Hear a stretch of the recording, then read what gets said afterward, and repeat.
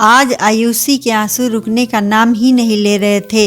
1 साल के बाद वह अपने मायके के शहर गई थी। उसके पति इंजीनियर थे, इसलिए उसे अपने मायके और ससुराल के शहर से दूर रहना पड़ रहा था।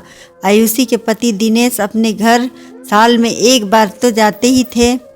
यह उनका हर साल का नियम था। इस बार भी जाने वाले थे। जाने की प्लानिंग दिनेश कर ही रहा था कि गांव से उसके चाचा का फोन आया और कहा गया कि उनके चचेरे भाई की शादी है। दिनेश तो बहुत खुश हुआ। चलो इस बार गांव जाने का मौका भी मिलेगा, इसी बहाने गांव के सभी व्यक्तियों से मुलाकात भी हो जाएगी। बार बार यह बात उसकी जुबान पर आ ही जाती थी। फोन पर अपनी माँ से आज आयुषी बात कर रही थी। बातचीत करते करते अचानक आयुषी की माँ ने कहा, बेटा साल भर से ज़्यादा हो गए तुम्हें देखे हुए, मन को कैसे समझाऊं। इस बार आई भी तो हमसे मिलने नहीं आ पाई। जब से उन्होंने जाना कि तुम इसी शहर में हो, तब से लगातार ही तुम्हारे पापा बार बार पूछ रहे थे कि आयुषी कब आएगी। कैसे कह दूं कि तुम आई भी और चली भी गई। बेटा क्या तुम्हारा मन नहीं किया हमसे मिलने का? माना कि तुम पर और दामाद जी पर जिम्मेदारियां बहुत थी इस बार, लेकिन क्या अपने बूढ़े माँ बाप के लिए तुम्हारे पास कुछ घंटे भी नहीं थे? आयुषी का मन माँ की बातें सुनकर भींग उठा। वह भी तो कब से माँ से मिलने जाना चाहती थी, पर दिनेश समझे तब ना। इस बार जब भी आयुषी ने मायके जाने की बात की, उसके पति दिनेश ने ससुराल की जिम्मेदारियों को सुनाकर उसका मुंह बंद कर दिया।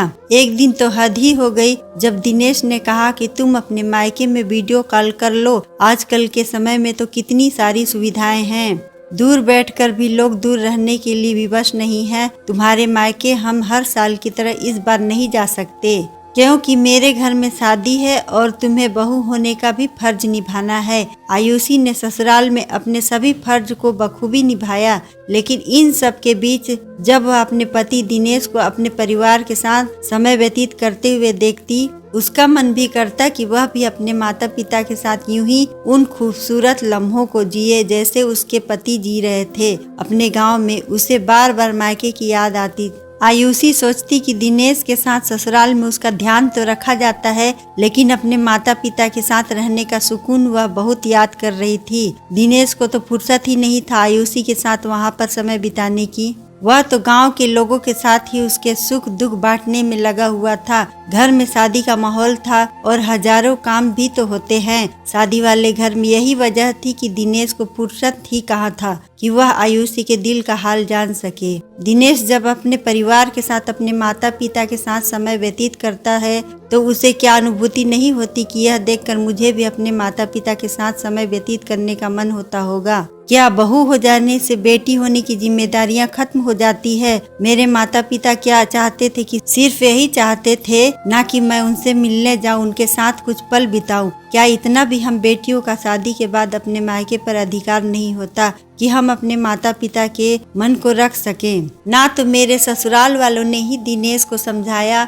और इन बीते दिनों में दिनेश ने भी कभी मुझे समझाने की कोशिश नहीं की। क्या शादी हो जाने भर से अब वह मेरे माता पिता नहीं रहे? रात भर यही सोचते हुए आयुषी रोती रही और पास ही दिनेश गहरी नींद में सोता रहा। सुबह ही फ्लाइट से दोनों को निकलना था। मायके के शहर में रहते हुए भी आयुषी अपने मायके न जा सकी। इसका दर्द लेकर अपने पति के साथ लौट तो आई, लेकिन वह यही सोच रही थी, हम औरतों के साथ ही ऐसा क्यों होता है कि सिर्फ अपने ससुराल के प्रति, अपने फर्ज को ही हमारे पति हमारा साथ देते हैं। क्या अपने माता पिता और मायके के प्रति मेरा जो फर्ज है उसे सिर्फ मुझे अकेले ही निभाना होगा? उसमें मेरे पति का साथ मुझे नहीं मिलेगा। आशा करती हूँ कि आपको यह कहानी अच्छी लगी हो तो वीडियो को लाइक और चैनल को सब्सक्राइब करें। धन्यवाद।